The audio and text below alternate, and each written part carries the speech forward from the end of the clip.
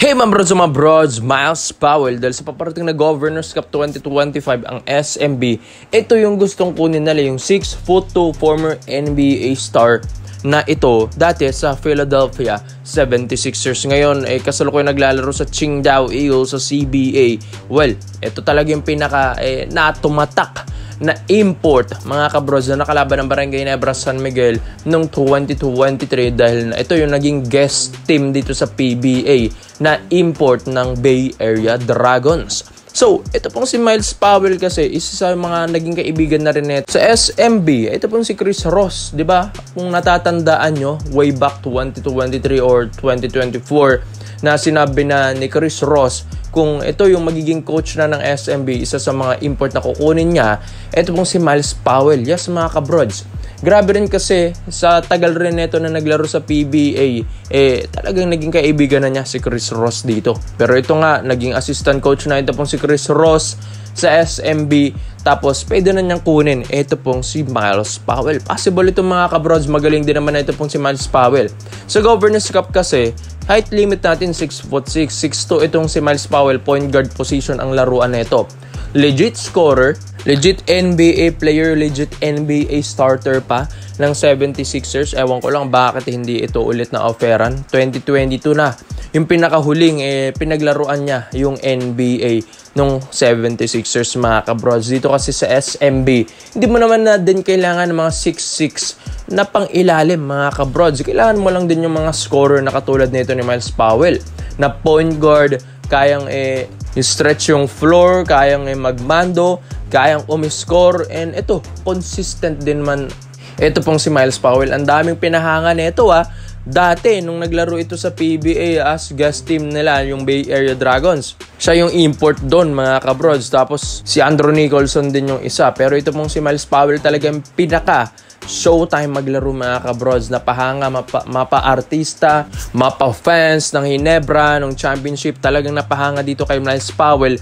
Grabe rin kasi kung crossover, shifty point guard, mabilis na point guard, and pang NBA talaga ang laruan nito mga kabrods. Yes, kaya talagang swerte ang San Miguel Beermen at jackpot kung papayag si Miles Powell as their import ngayong paparating na Governors Cup 2025. Dahil ang SMB, alam natin na naburan na nila yung TNT Grand Slam bid na tinalo nila ngayong All-Filipino. Tapos next season Governors, kukunin si Miles Powell and kukunin din nila yung commissioners. Grabe no, yung mindset ng SMB. So, back to the ball game talagang SMB mga kabrods. Gusto talaga nilang diinin na yung pwersa nila paano manalo every season mga kabrods. Kaya ito pong si Miles Powell, kino-contact na rin mga kabrods ni Chris Ross kung papayag at available siya sa paparating na Governors Cup dahil ito ay kasalukuyan naglalaro ko din kasi sa Qingdao Eagles sa CBA. Pero tignan nyo naman yung skills na ito mga brods, wala ka nang hihingilin pa.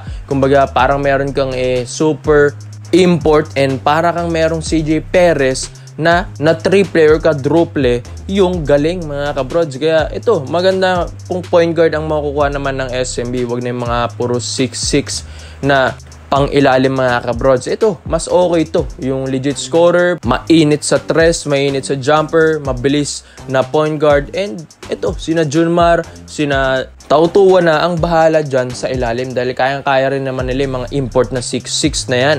Kaya ito pong si Miles Powell mga kabrods, talagang pwede at possible na mapa-champion pa niya ulit ang SMB ngayong Governors Cup 2025. Kaya ikaw mga bros, sa tingin nyo ba Miles Powell, ito na ba yung sagot sa tanong sa SMB sa Governors Cup 2025? Dito naman po tayo sa kabilang balita naman natin mga kabrods. Kilala nyo ba? Ito pong si Francis Lopez or mas kilalang Lebron Lopez mga kabrods. Isa sa mga athletic na player mga kabrods, na college player natin dito sa UP Fighting Maroons noong 2023 to 2024. Grabe rin naman kasi kung maglaro ito pong si Lebron Lopez, yung 6'6" na ngayon, na-offeran sa Fighting Eagles Nagoya sa Japan B-League. Ito, 22 lang ito mga kabrods at isa rin sa mga minamata ng Barangay Nebra San Miguel, ito pong si Lebron Lopez. Yes, habang maaga pa nga daw, habang fresh pa nga yung offer dito sa Japan, gusto nga rin sumingit na rin ang Barangay Nebra San Miguel. At kung pwede, pumayag ang agent neto dahil offeran nga daw nila ito ng malaki dahil grabe rin kasi yung athleticism ng player na ito, yung shooting ng player na ito, yung hustle sa laro, yung skills nito sa laro, yung pagiging slasher niya mga kabrods. Yan yung isa sa mga dahilan kung bakit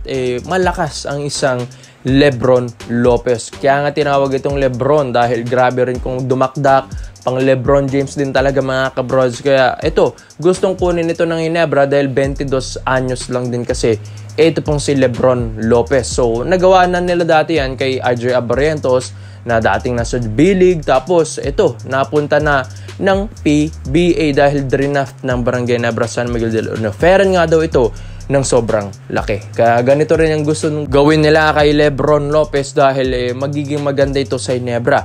Lalong-lalo na nung nawala pa si Jamie Malonzo sa Barangay Ginebra San Miguel, nabawasan pa ng wings. So, gusto nilang kunin si Lebron Lopez. Ang laruan din naman nito mga kabrods, pang wingman din. Yes, small forward, parang Jamie Malonzo lang. Pero, mas bata, mas malakas, mas hungry kung maglaro mga kabrods, and mas physical nga din sabi nila. Maganda kasi kay Lebron Lopez, nandun na talaga yung pure athleticism nito. Yung lakas nito sa laro nandun na rin. At yung blood ng pagiging Angolan niya, mga kabrods, Filipino Angolan nga pala si Lebron Lopez, nandun mga kabrods. Doon niya nakuha yung blood ng athleticism nito. Kaya makikita nyo sa Barangay Ginebra San Miguel, talagang bungi-bungi na naman ang mga bigs neto na wala si Jamie Malonzo. Tapos inalis pa nila dati sina si Stand. Tapos si Isaac Go, hindi rin naman ganun ka healthy mga kabrods. Tapos yung pang ilalim nila, lagi na lang si Japet Aguilar.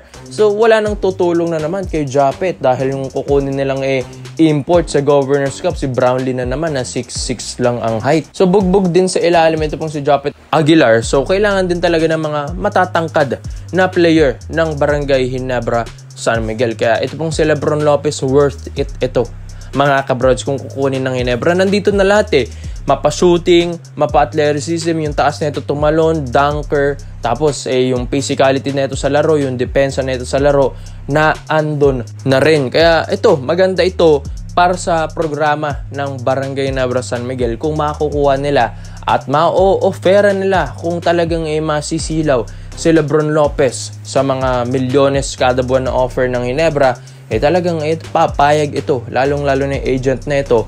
Tapos mga kabrods, mas makakatulong pa ito sa Barangay Ginebra. 22 lang, napakabata mga kabrods, may improve pa yan ni Coach Tim Con. Lalo lang, nahawakan din naman ni Coach Tim Con din ito dati sa Gilas, Pilipinas. Talagang napahanga rin niya doon si Coach Tim. Kaya ikaw mga bros, Lebron Lopez, sa tingin nyo ba ito na ba yung dapat kunin at i-push ng Ginebra? Ito pong former UP Fighting Maroons champion pa ng UAAP. May heart of a champion na rin pala. Ito pong si Lebron Lopez. Kaya komento mo lang ang opinion mo dito mga bros. Di isa-isa natin yan. Salamat po sa panonood mga bros. This is Kings Basketball. Yun lang. I'm out.